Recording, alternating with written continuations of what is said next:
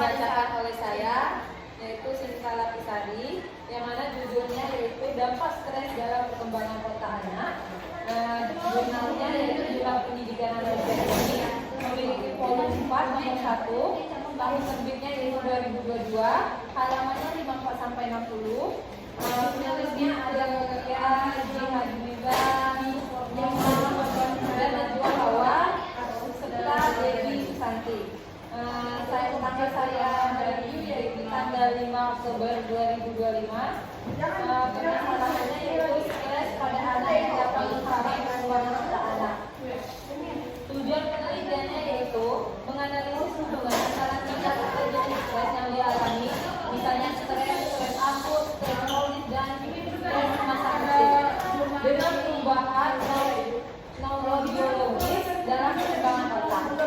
Selanjutnya yaitu ada metode penelitian. Penelitian ini menggunakan metode penelitian yang meninjau berbagai sumber perpustakaan atau literatur untuk memperkuat teori penelitian yang dilakukan dan menghasilkan sebuah pengertian yang dilakukan terhadap sebuah kasus atau studi.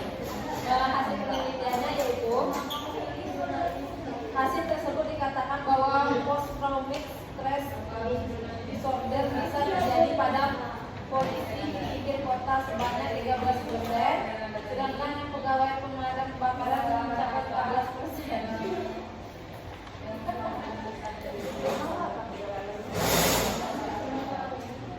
Kesimpulannya, otak adalah kelengkapan tubuh manusia yang penting karena otak merupakan pusat kendali dalam sebuah kehidupan manusia, baik secara lahir maupun secara batin. Untuk mendapatkan perkembangan yang baik, tentunya ada pula hal-hal yang harus dilakukan dan diperhatikan agar perkembangan otak dapat berkembang dengan baik. Oleh karena itu, sebaiknya orang tua dan lingkungan mempunyai peran yang sangat penting dalam proses pertumbuhan otak yang nantinya akan memiliki pengaruh pada kepribadian dan kecerdasan anak. Selanjutnya akan dilanjutkan oleh Pak Riza. Di sini, di sini. Dampak stres dan pengembangan otak anak dalam perkembangan ini.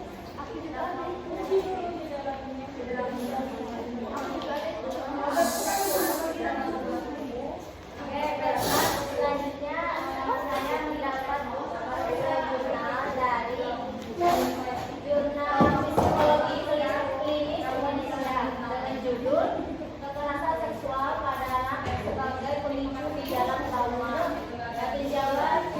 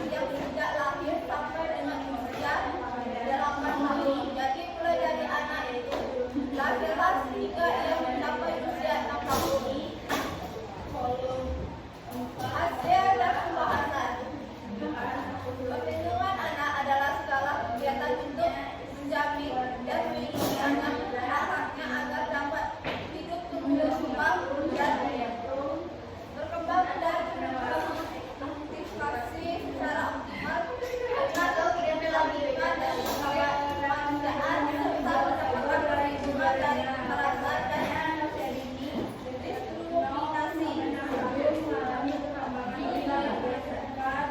Baiklah, selanjutnya buku jurnal gangguan otak yang berkaitan dengan belajar. Penulisnya Hengki Budi Aprianto Rosniati.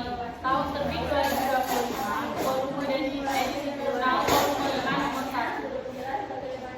Abstraknya, penelitian ini membahas berbagai gangguan fungsi otak yang mempengaruhi kemampuan belajar anak seperti disleksia, ADHD, dan gangguan pemrosesan auditori.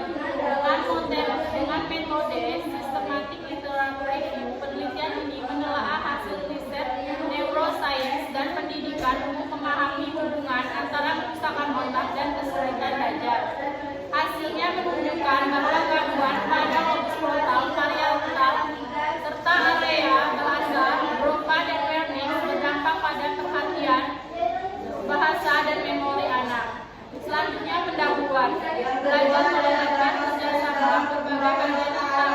Ketika salah satunya terganggu, anak dapat mengalami kesulitan dalam membaca, menulis, dan berhitung.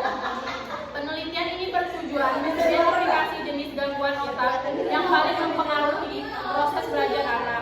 Metode penelitian menggunakan systematic literature review (SLR) dari jurnal Neuroscience dan Psikologi Pendidikan tahun 2018 sampai 2024. Analisis dilakukan secara tematik untuk menemukan hubungan antara bagian otak dan gangguan belajar. Hasilnya, lobus frontal berpengaruh terhadap fokus dan pengendalian diri. Selanjutnya, lobus variabel tinggi terkait dengan berhitung dan spasial. Area Broca dan Wernicke mempengaruhi kemampuan membaca dan paham bahasa. Ketidakseimbangan neuroproses menyebabkan kesulitan dalam memproses informasi. Selanjutnya, kesimpulan, gangguan pada area otak tertentu menyebabkan anak mengalami kesulitan belajar. Pemahaman tentang fungsi otak bagi pendidik untuk merancang strategi belajar yang sesuai dengan kebutuhan anak. Kelebihan dari analitiknya jika tinjauan ilmiah dan komprehensif. Selanjutnya, relevan dengan bidang neuroscience pendidikan. Kelemahan dari jurnal ini tidak disertai data empiris langsung, lalu hanya berfokus pada tinjauan misalnya tanpa studi kasus nyata.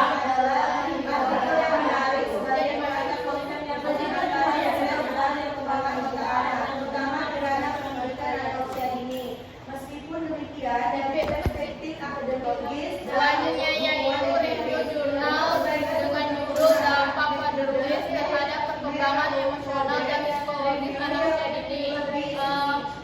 Di jurnal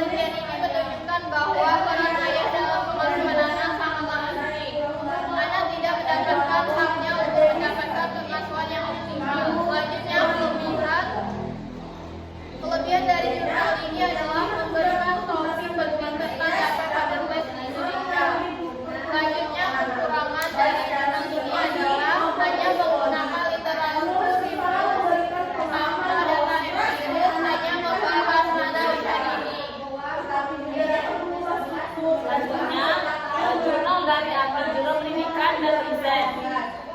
Judulnya Pengaruh Kekerasan Terhadap Tumbuh Anak tahun 2024. Metode penelitiannya, penelitian ini termasuk penelitian kualitatif menggunakan kajian literatur cuma mencari referensi teori yang relevan dengan berdasarkan permasalahan yang ditemukan.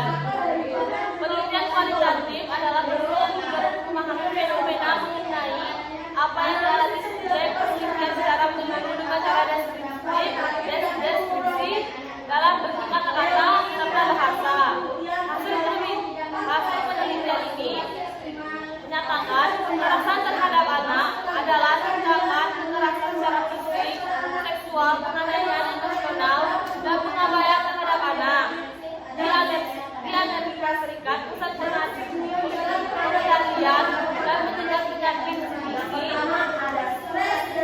mendefinisikan penganiayaan anak sebagai setiap tindakan atau serangkaian tindakan wali atau kelalaian orang tua atau pasif lainnya yang dihasilkan membahayakan atau berpotensi bahaya atau memberikan ancaman berbahaya kepada anak. Kesimpulannya, bentuk kekerasan terhadap anak yaitu kekerasan emosional, penelantaran anak, kekerasan seksual dan kekerasan fisik. Dampak dari kekerasan yang terjadi pada anak yaitu kekerasan pada anak berdampak kematian, cedera, gangguan perkembangan otak dan saraf, sikap negatif pada anak akibat kekerasan, dampak kekerasan pada anak, gangguan kesehatan.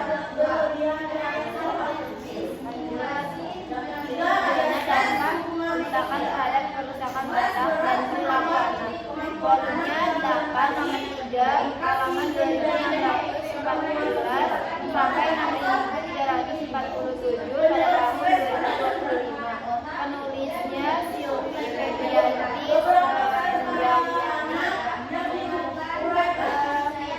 Tidak Saadar Laila sama Ruwati. Latar belakang perkembangan psikologis dan perilaku anak merupakan proses bertahap dan kompleks yang dipengaruhi oleh faktor biologis dan lingkungan, mulai sejak bayi dengan pertumbuhan otak dan koneksi saraf, lalu berkembang menjadi kemampuan kognitif, motorik, sosial, dan emosional yang lebih matang seiring bertambahnya usia, di mana peran stimulasi lingkungan serta pola asuh orang tua sangat penting dalam membentuk fungsi eksekutif kontrol diri dan perilaku sosial anak. Nah, permasalahannya di sini adalah tentang dampak bentakan terhadap kerusakan otak dan perilaku. Tujuan dari penelitian ini yaitu untuk meneliti jurnal yang membahas tentang dampak bentakan terhadap kerusakan otak dan perilaku anak. Nah, metode penelitian ini menggunakan pendekatan pengumpulan data yang dilakukan melalui penelitian dengan pendekatan deskriptif kualitatif jenis tematik, yaitu dengan mengekstraksi informasi penting dari artikel-artikel terpilih, kemudian mengelompokkannya berdasarkan tema-tema utama. Kemudian seperti dampak bentakan terhadap anak dan masyarakat sebenarnya. Hasil penelitian bentakan terhadap kerusakan otak dan perilaku anak terdapat beberapa dampak bentakan orang tua yang tertinggal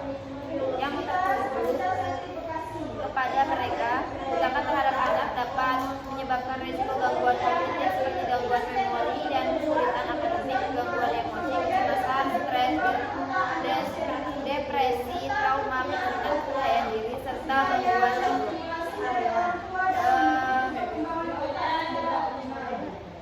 jadi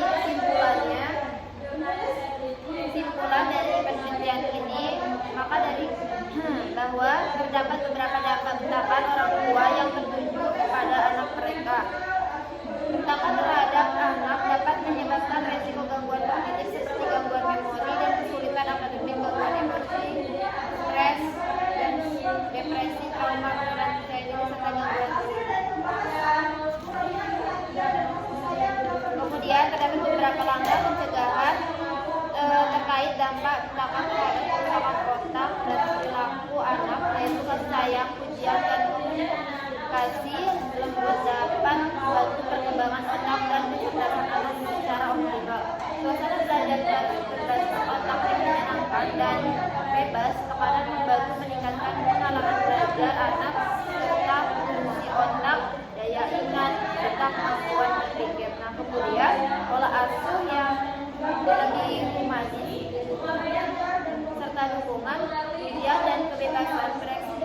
berpotensi dapat meningkatkan tumbuh kembang dan kepercayaan diri.